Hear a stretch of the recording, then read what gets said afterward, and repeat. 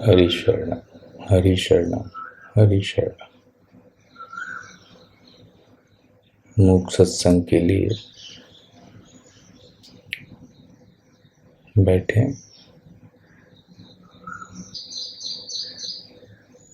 आपको कई वीडियोस के थ्रू उसमें जो मुख्य बातें हैं उनको कैसे, कहाँ, कब उपयोग करना है इसका तो पता ही है। और कोई भी संदेह हो तो दोबारा रेलिवेंट वीडियोस सुन लेना। ये वाला पर्टिकुलरली सिर्फ साइलेंस और बीच बीच में एक जो गीता जी का श्लोक है उसका जो आखिरी हिस्सा है, पूरा श्लोक है शनैः शनैः उपरमेत् बुद्धया धृति गृहीत्य आत्मसंस्थं मनः कृत्वा न किंचिदपि चिंतेत्। मतलब धीरे धीरे धैर्य युक्त बुद्धि के द्वारा उपराम होते हुए, मतलब संसार से अरुचि रखते हुए, डिसइंटरेस्टेड होते हुए अपने आप को आत्मा परमात्मा में स्थित करके, यानी आप जहाँ हैं वहाँ परमात्मा है ही, अलग से कहीं स्थित नहीं होना है, कहीं फिट नहीं होना है। आप जहाँ हैं, जैसे हैं, वहीं सब कुछ छोड़ के मन से शांत होके बैठ जाएं, रह जाएं, शांत रह जाएं, रिलैक्स्ड रह जाएं और फिर इस ऐसी स्टेट में आने के बाद न किंचिदपि चिंतेत, कुछ भी चिंतन ना करें। तो इसका मतलब कोई आग्रह नहीं रखना है कि चिंतन हो तो होने नहीं देना है, अपनी ओर से नया चिंतन नहीं करना है, इसका यही मतलब। और जो हो रहा है उससे हमारा कोई मतलब नहीं, असहयोग होने दो। पर एक चैलेंज मैंने अक्सर देखा कि हम भूल ही जाते हैं। जब विचार आते हैं, पुरानी ऐसी गहरी आदत है, ये शांत रहना है या इस चिंतन का भी कोई महत्व नहीं, तो ये दृढ़ रखें ये भाव मन में कि अभी मुझे 10-12 मिनट कुछ मतलब नहीं, चाहे इतनी इम्पोर्टेंट बात हो, उसे जाने देना है। तो बीच बीच में सिर्फ मैं एक कुछ भी चिंतन ना करें ऐसा कह दूं, या न किंचिदपि चिंतेत कह दूं। इसके आगे भी कभी न किंचिदपि चिंतेत का भाव यही है कि अपनी ओर से कुछ भी चिंतन ना करें। एक जस्ट सिंपल रिमाइंडर है, व्यवहार में भी कभी इसे उपयोग कर सकते हैं कि कहीं फंस रहे हैं, ओवर थिंकिंग कर रहे हैं, तो मन में ये भाव आया तो इस फ्रेज से, इस मंत्र से, इस सेंटेंस से आपकी बॉडी को बार बार माइंड में ये ट्रेनिंग हो जाएगी कि जैसे ही वो आता है तो आप उससे क्या करना है, तो वो बात छोड़ने का सामर्थ्य धीरे धीरे बढ़ जाएगा। एक सही पैटर्न जो है, एक रिप्लेसमेंट हैबिट टाइप की पड़ जाएगी।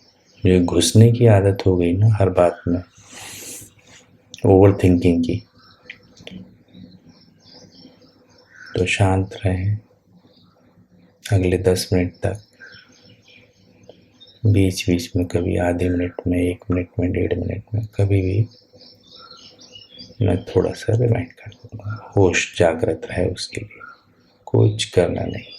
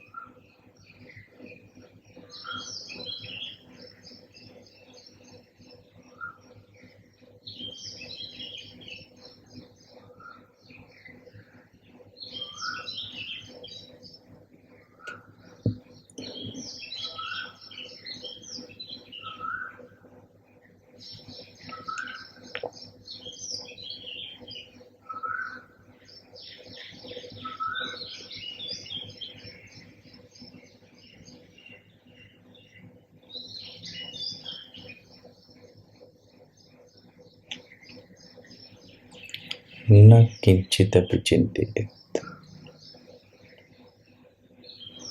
कुछ भी चिंतन नहीं, कोई आग्रह नहीं।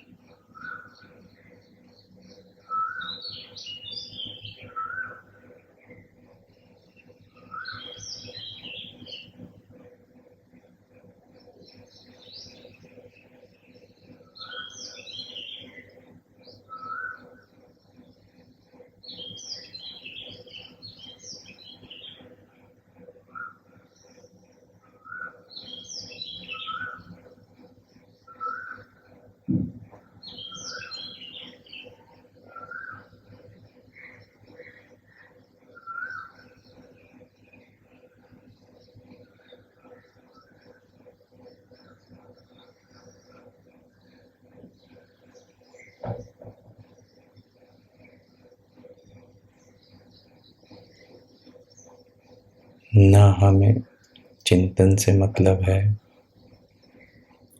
न चिंतन रहित अवस्था से मतलब है, दोनों से असंग, दोनों से संबंध विच्छेद। जो है अभी यहाँ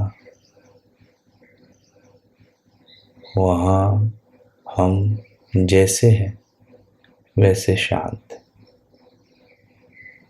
न कुछ करने का आग्रह है, न कुछ न करने का। रिलैक्स, रिलैक्स होके बैठे, शांत, सजग।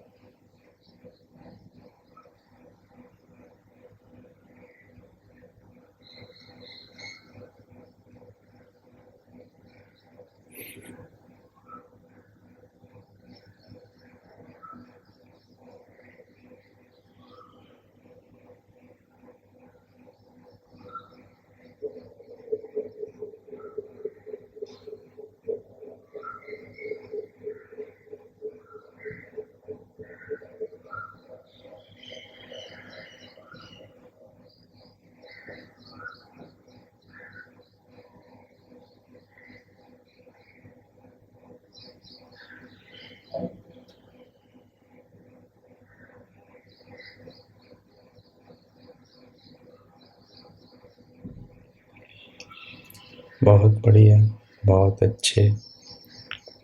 जितनी जितनी देर गैप है, शांति है और हम सजग हैं,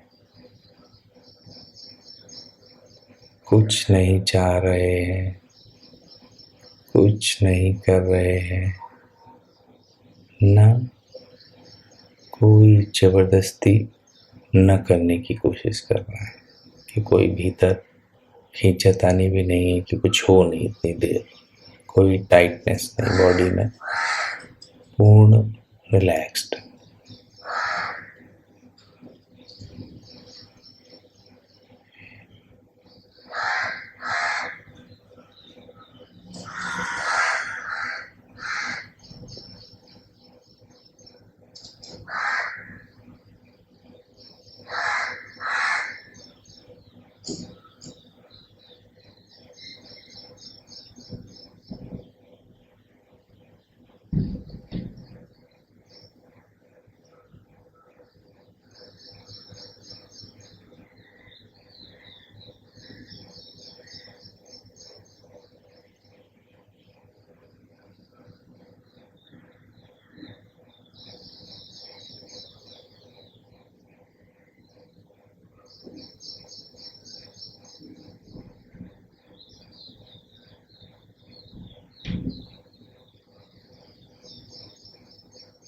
जैसे न करना एक सॉल्यूशन है, उसमें एक ताकत है, वैसे ठीक ढंग से करना मतलब जब कर रहे हैं हम टोटली करें, कोई काम हो, और जब छोड़ें तो छोड़ दें।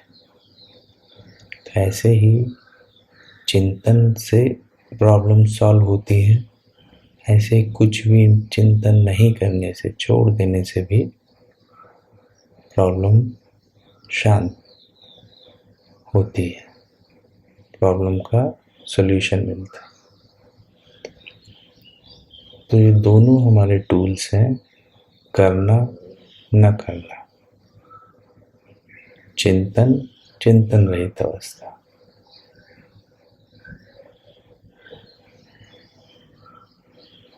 तो व्यवहार में भी जब कभी उलझ जाए कोई बात में, तो थोड़ी देर के लिए छोड़ दें।